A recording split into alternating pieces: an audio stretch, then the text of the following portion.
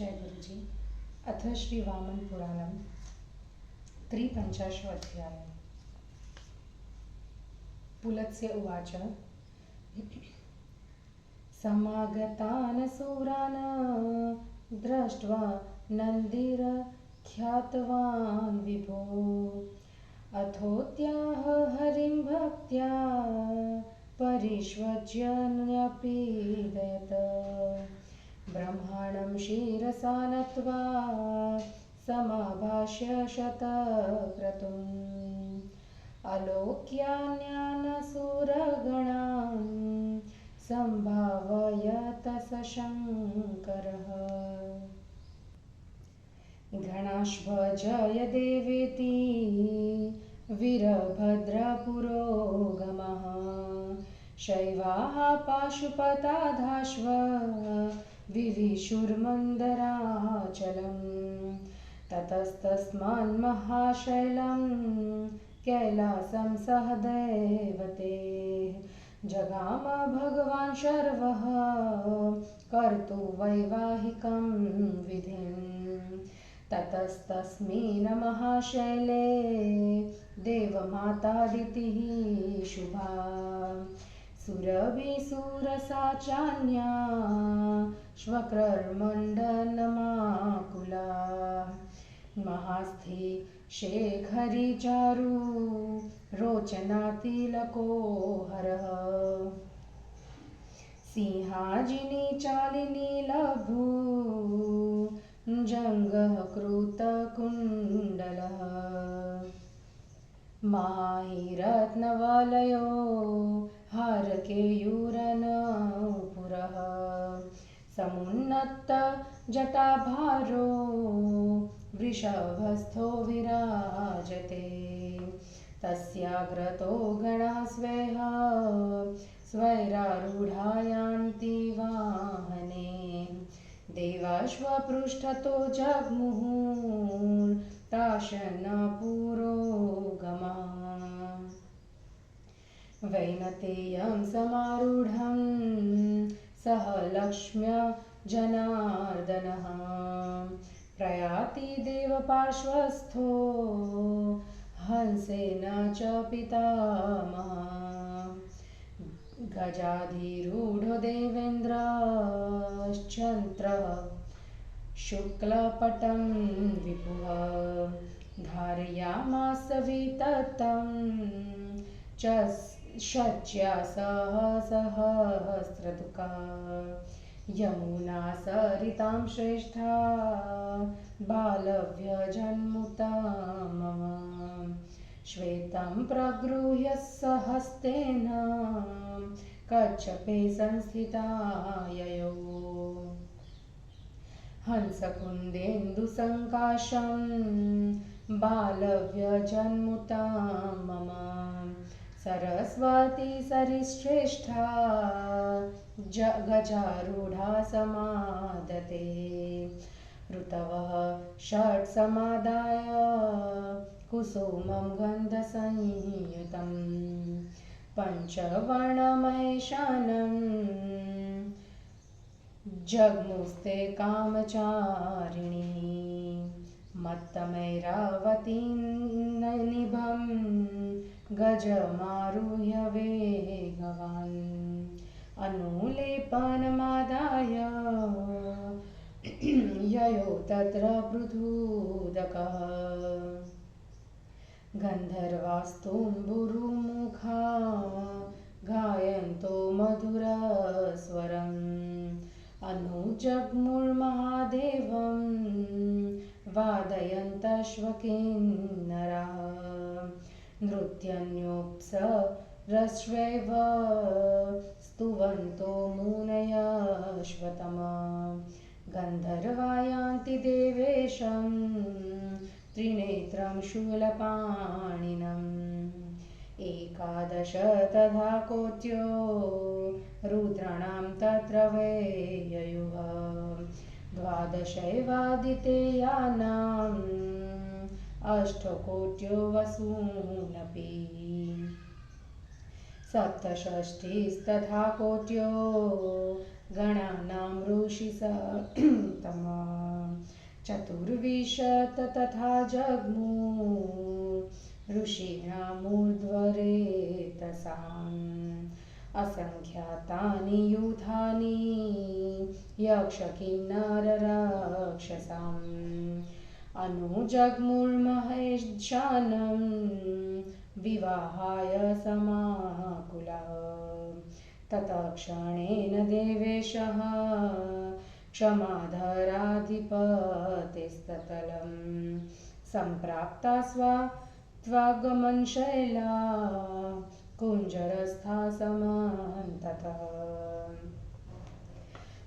ततो न नाम भगवान् स्त्रीन् नेत्रः स्थावराधिपं शैलाः प्राणे मुरीशानं ततो सोमुदिबोधो भवन्त समं सूरे पार्श्वदेष्व विवेश वृषकेतनः नन्दिना दर्शिते मार्गे शैलराजपुरं महत्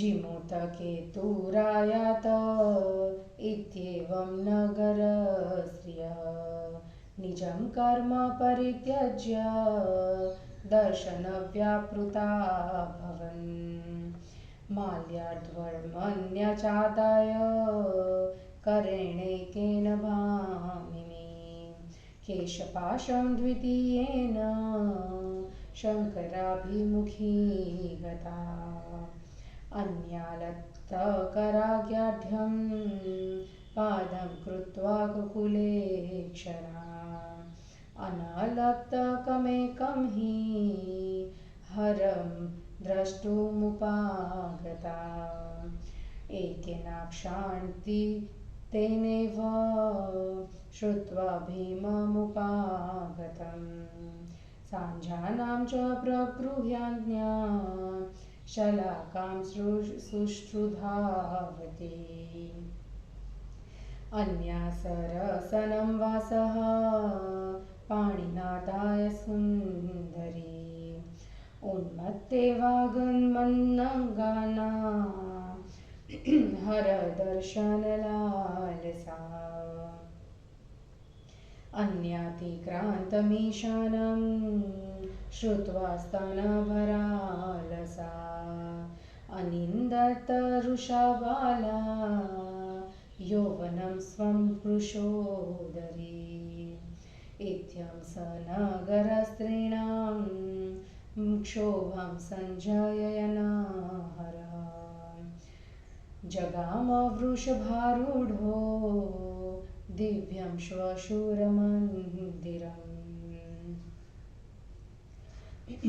ततः प्रविष्टं प्रसमीक्ष्य शम्भु शैलेन्द्रवेश्यमन्यबलात् ब्रह्वन्ति स्थाने तपो दुष्वरम्बिकाया श्रीण्यमहानेश सुरस्तु शम्भुः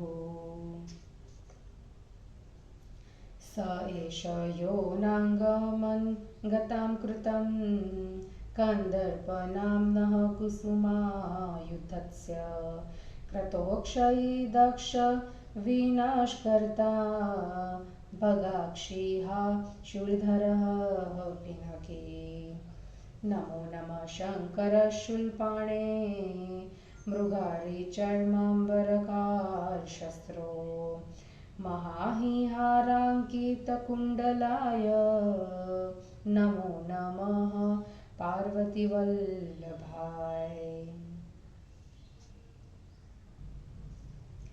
इत्थं संस्तुतयमानः सुरपतिविधृतेन अत्र पत्रेण शम्भुः तीर्थैर्बन्धः सयक्षैरहि कृतवलैः चारुभस्मोपलिप्तः अग्रस्थेनाग्रजेन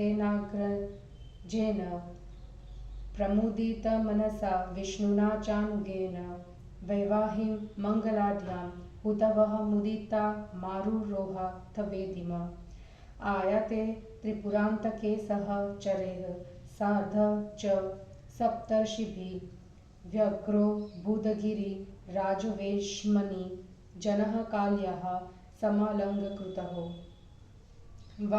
व्याकुल्यं समुपागताश्व गिरयः पूजादीना देवताः प्रायो व्याकुलता भवन्ति सुहृदः कन्या विवाहोत्सुकाः प्रसाद्य देवीं गिरिजां मम ततः स्त्रियो द्रुकुलशुक्ला विवृत्ताङ्ग्यष्टिकां भात्रासूनाभेन तदोस्तवे कृते सा शङ्कराभ्याशमथोपपादिता ततः शुभे रम्यतले हिरण्यमे स्थितः सुरा शङ्करा कालीचेष्टितम् पश्यन्ति देवोऽपि समं कृशाग्न्या लोकानुजुष्टं पद्मासाद यत्र क्रीडा विचित्राः सुकुलसुमतरवो वारिणो विन्दुपाते गन्धचूर्णो प्रविरलं वनो गुण्डिकायां मुक्ताधामे प्रकामं हरगिरितनया क्रीडनाथ तदाध्वतन् पश्चात् सिन्दूरपुञ्जैर्विरक्त वितत्येष क्रतुः क्षमां सुरकामः एवं क्रीडां हर कृत्वा समं च गिरिकन्यया आगच्छद दक्षिणां वेदीं ऋषिभिः सेवितां दृढाम् अथा जगां हिमवान् शुक्लाम्बरधर शुचि पवित्रपाणिरादाय मधुपर्कमथोज्ज्वलम् उपविष्टस्त्रिनेत्रस्तु शाङ्क्रीं दिशमपश्यत सप्तर्षिकांशं शैलेन्द्रः सुपविष्टो वलोकयन् सुखानीनस्य शर्वस्य कृताञ्जलिपुटो गिरि प्रोवाच वचनं श्रीमान् धर्मसाधनमात्मनः हिमवानुवाच मत्पुत्रीं भगवान् कालीं पौत्री च पुलहाव्रजे पितॄणामपि द्रोहित्रीं प्रतिक्षेमां मयोद्धताम् पुलत्स्य उवाच इत्येव मुक्त्वा शैलेन्द्रो हस्तं हस्तेन योजयन् प्रादात प्रचिच्छ भगवन् इदमुच्चैरुदीरयन् हर उवाच न मेऽस्ति माता न पिता तथैव न ज्ञातयो वापि च बन्धवाश्व निराश्रयोऽहं गिरिशृङ्गवासी सुतां प्रतीच्छामि तवान्द्रिराज इत्येवमुक्त्वा वरदो वपिन्दय करं करेणान्द्रिकुमारिकाया सा चापि संस्पर्शमामवाप्य शम्भोः पराम्बुदं लब्धवती सुहर्षे तथा धिरूढो वरदोऽथ वेदीं सहाद्रिपुत्र्या मधुपर्कमश्नन् दत्त्वा च लाजानकमालस्य शुक्लां स्ततो विरिच्यो गिरिजामुवाच काली पश्यस्व वदनं भर्तुः शशधरप्रभम समदृष्टेः स्थिरा भूत्वा कुरुश्राग्रे प्रदक्षिणम् ततोऽम्बिका हरमुखे दृष्टे शैत्यमुपागता यथार्करश्मि संतप्ता प्राप्य वृष्टिमिवा वनिः भूयः प्राह विभोर्वक्त्रमीक्षस्तेवेति पितामह लज्जया सापि दृष्टेति शनैर्ब्रह्माणमब्रवीत समं गिरिजया तेन हुताशस्त्रीः प्रदक्षिणं कृतो लाजाश्व हविषा समं क्षिप्ता हुताशने ततो हराद्रिद्र मालिन्या गृहीतोदायकारणा किं याचसि च दास्यामि मुच्छस्वेति हरो ब्रवीत मालिनी शङ्करं प्राह मत्सख्या देहि शंकर सौभाग्यम निज गोत्रियम ततो मोक्षम व्याप्स्यसि। अथोवाच महादेवो दत्तं मालिनी मुच्च माम सौभाग्यम निज गोत्रियम योस्त्यस्तं शृणु वच्चिमित। योऽस्यो पीताम्बरधरः शङ्खदृढमधुसूदनः एतदीयो हि सौभाग्यो दत्तोऽस्मद्गोत्रमेव। इत्येवमुक्ते वचने प्रमुमोच वृषध्वजः मालिनी निजगोत्रस्य शुभचारित्रमालिनी। यदा हरो हि मालिन्या गृहीतश्वरणे शुभे तदा कालीमुखं ब्रह्मा ददर्श शनिनोद्दिकं। तदा दृष्ट्वा क्षोभमगमच्छुक्रच्युतिमवाप च तच्छुक्रं बालुकायां च खिलिचक्रे ससाध्वसः। ततो ब्रवीद्वरो ब्रह्मन् न द्विजानहन्तुर्महर्षि अमीमहर्षयो धन्या बालखिल्याः पितामहः। ततो महेशवाक्यान्ते समुत्तस्थो स्तपस्तिवेनः 88,000 बालखेल्या इति स्मृता। ततो विवाहे निवृत्ते प्रविष्टा कौतुकं हरः रेमे समो मया रात्रिं प्रभाते पुनरुत्थितः। ततो द्रिपुत्रीं समवाप्य शम्भुः सूरे समं भूतगणेष्वहष्ट सम्पूजितः पर्वतपार्थिवेन समन्दरं शीघ्रमुपाजगाम। ततः सूरान् ब्रह्मारीन्द्रमुख्यान् प्रणम्य सम्पूज्य यथाविभागं विसर्ज्य भूते सहितोर्महेन्द्र मध्यावसन्मन्दरमष्टमूर्तिः। हिंदी अनुवाद। हिमालय पुत्री उमा का भगवान शिव के साथ विवाह और बालखेल्यों की उत्पत्ति।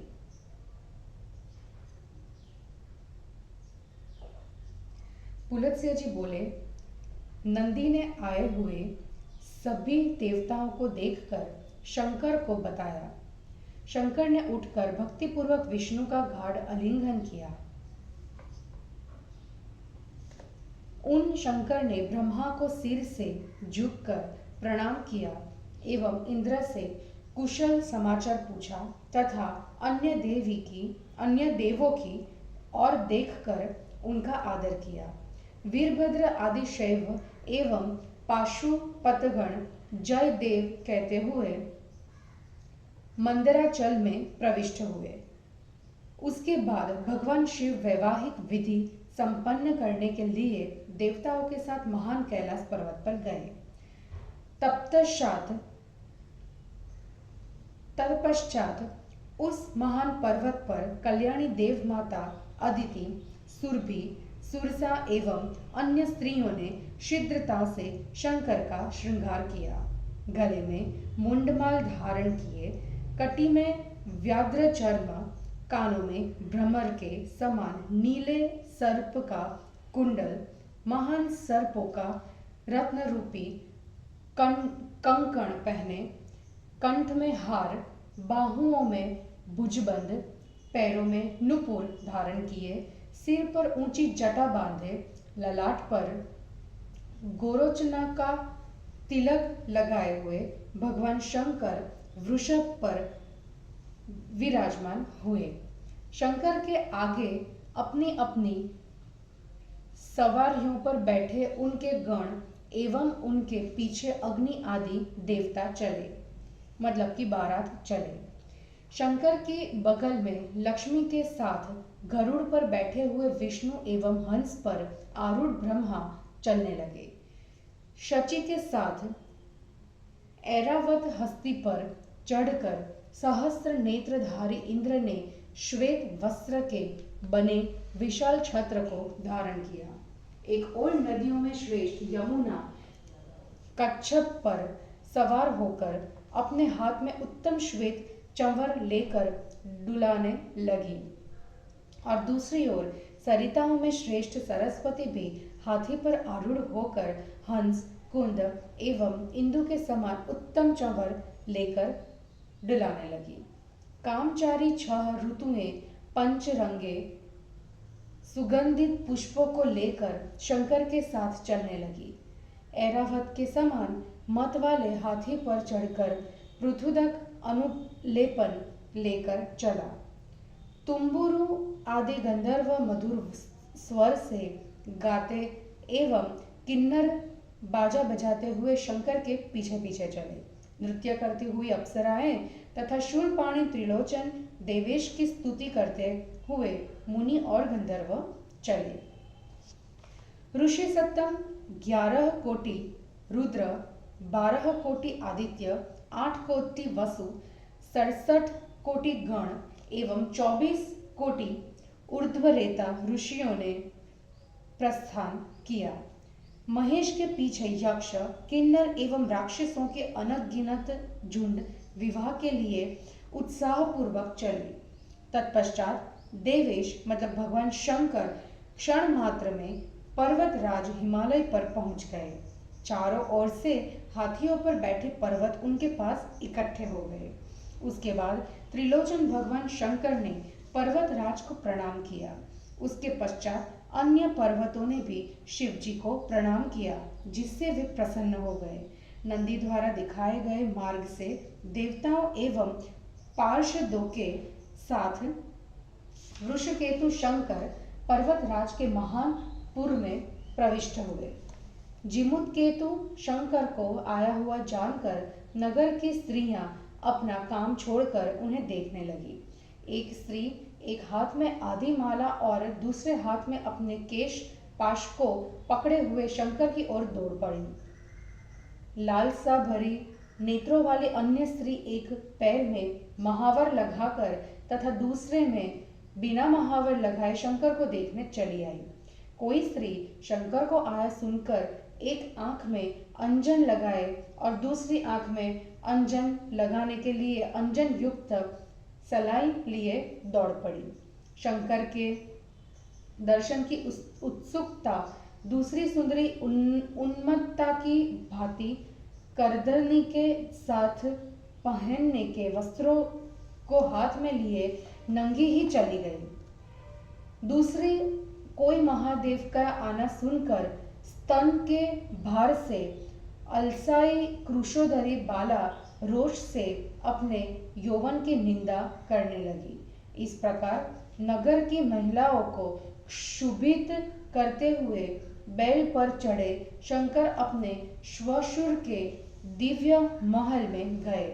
तदंतर घर में प्रविष्ट हुए शंभु को देखकर घर में आई हुई स्त्रियां स्पष्ट कहने लगी कि पार्वती द्वारा किया गया कठिन तप सर्वथा उचित है, क्योंकि ये शंकर महान देव है।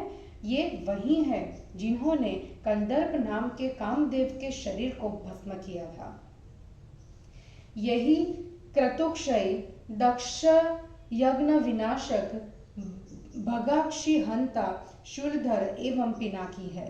हे शंकर, हे शूलपाणे, हे व्याघ्र चर्मधारी, हे कालशत्रो, हे महान सर्पों का हार और कुंडल धारण करने वाले पार्वती वल्लभ, आपको बार बार नमस्कार है।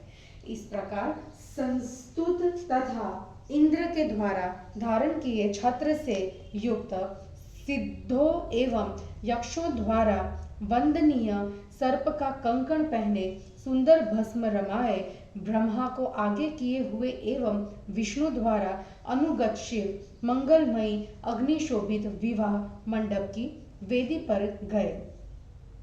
सहचरों और सप्तर्षियों के साथ त्रिपुरांतक शिव के आ जाने पर हिमवान के घर के लोग काली का श्रृंगार करने में एवं आए हुए पर्वत देवताओं की पूजा और सत्कार करने में व्यस्त हो गए। कन्या के विवाह में उत्साह भरे प्रेमी जन प्रायः व्याकुल हो ही जाते हैं।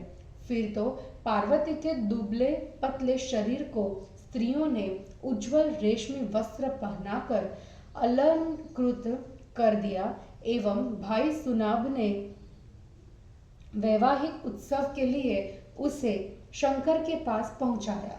उसके बाद सोने के बने महल के अंदर बैठे हुए देवगण शंकर और पार्वती की विवाह विधि देखने लगे और महादेव जी ने भी दुबले पतले शरीर वाली पार्वती के साथ जगत पूज्य स्थान को प्राप्त कर लिया। सुंदर पुष्पों वाले वृक्षों से सुशोभित भूमि के घेरे में क्रीड़ा करते हुए शंकर और पार्वती ने एक दूसरे पर सुगंधित जलसीकरों मतलब फुहारों और गंध चूर्णों की लगातार वर्षा की। उसके बाद उन दोनों ने क्रीड़ा हेतु एक दूसरे को मुक्तादान से आहरण क्रीड़ा करने के बाद सिंदूर की मुट्ठी भर भर कर विवाह स्थल को सिंदूर से रंग दिया, पृथ्वी पर सिंदूर ही सिंदूर कर दिया। इस प्रकार शंकर जी पार्वती के साथ क्रीड़ा करने के पश्चात ऋषियों से सेवित सुदृढ़ मतलब वैवाहिक मंडप की दक्षिण वेदी पर आए। उसके बाद पवित्र पहने तथा श्वेत वस्त्र धारण किए हिमवान श्वेत मधुर मधुपर्क लिए हुए आए बैठे हुए त्रिनेत्र इंद्री दिशा की ओर देख रहे थे। शैलेंद्र ने सप्तर्षियों की ओर देखते हुए भली भांति आसन ग्रहण किया। आराम से आसन पर आसीन शंकर से गिरि ने हाथ जोड़कर अपने धर्म का साधक वचन कहा। हिमवान ने कहा, भगवान, मेरे द्वारा ही जा रही पुल्हाग्रज की पौत्री, पितरों की दौहित्री एवं मेरी पुत्री काली को आप कृपया स्वीकार करें। पुलत्स्य जी बोले, यह कहकर शैलेंद्र ने हाथ को संयोजित कर उच्च स्वर से यह कहते हुए कि हे भगवान, इसे आप स्वीकार करें, दान दे दिया। शंकर ने कहा, पर्वतराज, मेरे पिता माता दायाद या कोई बांधव नहीं है। मैं गृह विहीन होकर पर्वत की ऊंची चोटी पर रहता हूँ। मैं आपकी पुत्री को अग्निकार करता हूँ। यह कहकर वरदाता शंकर ने पर्वत की पुत्री पार्वती के हाथ को अपने हाथ में ले लिया। देवर्षि शंकर के हाथ का स्पर्श प्राप्त कर उसे भी अत्यंत हर्ष हुआ। इसके बाद मधुपर्क का प्राशन करते हुए वरदायक शंकर पर्वत की पुत्री के साथ वेदी पर बैठे। उसके बाद धान का सफेद लावा देकर ब्रह्मा ने गिरिजा से कहा, काली, पति के चंद्रमा के समान मुख को देखो एवं समदृष्टि में स्थित होकर अग्नि की प्रदक्षिणा करो। उसके बाद शंकर का मुख देखने पर अंबिका को इस प्रकार की शीतलता प्राप्त हुई जैसी सूर्य की किरणों से संतप्त पृथ्वी को वृष्टि पाकर होती है। पितामह ने फिर कहा, विभु का मुख देखो। अब उसने भी लज्जापूर्वक धीरे से ब्रह्मा से कहा, देख लिया। इसके बाद गिरिजा के साथ उन्होंने अग्नि की 3 प्रदक्षिणा की एवं अग्नि में हविष्य के साथ लावा की आहुति दी। तत्पश्चात मालिनी ने दाएं मतलब नेक के लिए शंकर का पैर पकड़ लिया।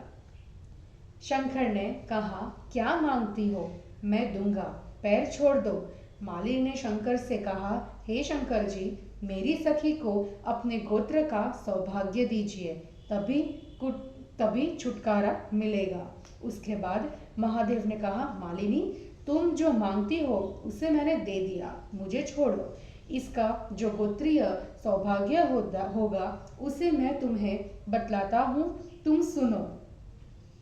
ये जो पीतांबर पहनने और शंख धारण करने वाले मधुसूदन है, मेरा गोत्र उनका सौभाग्य ही है, उसे मैंने दे दिया। इस प्रकार शंकर के कहने पर अपने कुल की शुभ सच्चरित्रता की माला धारण करने वाली मालिनी ने शंकर को छोड़ दिया। जब मालिनी ने शंकर के दोनों चरण पकड़ रखे थे तब ब्रह्मा ने काली के चंद्रमा से भी अधिक सुंदर मुख को देखा। उसको देखकर वे क्षुब्ध हो गए, उनका शुक्र च्युत हो गया। भयवश उन्होंने उस शुक्र को बालूका में छिपा दिया। उसके बाद शंकर ने कहा, ब्राह्मणों का वध मत कीजिए पितामह, ये सभी बालखेल्य महर्षि है जो बड़े ही धन्य है। फिर शंकर के कहने के बाद 88,000 बाललिख्या नामक तपस्वी उठ खड़े हुए। उसके बाद विवाह हो जाने पर शंकर कौतुकागार मतलब कोहबर में गए। उन्होंने रात्रि में पार्वती के साथ विनोद किया। पुनः प्रातः काल उठे। उसके बाद पार्वती को प्राप्त कर प्रसन्न हुए शंकर पर्वतराज से पूजित होने के बाद देवों एवं भूत गणों के साथ तुरंत ही मंदराचल पर आ गए। उसके बाद अष्टमूर्ति शंकर ने ब्रह्मा, विष्णु, इंद्र आदि देवताओं का यथोचित पूजन किया तथा उन्हें प्रणाम कर विदा किया। फिर स्वयं अपने भूतगणों के साथ मंदर पर्वत पर चले गए। और इस प्रकार श्री वामन पुराण में 53वां अध्याय समाप्त हुआ। जय गुरु जी।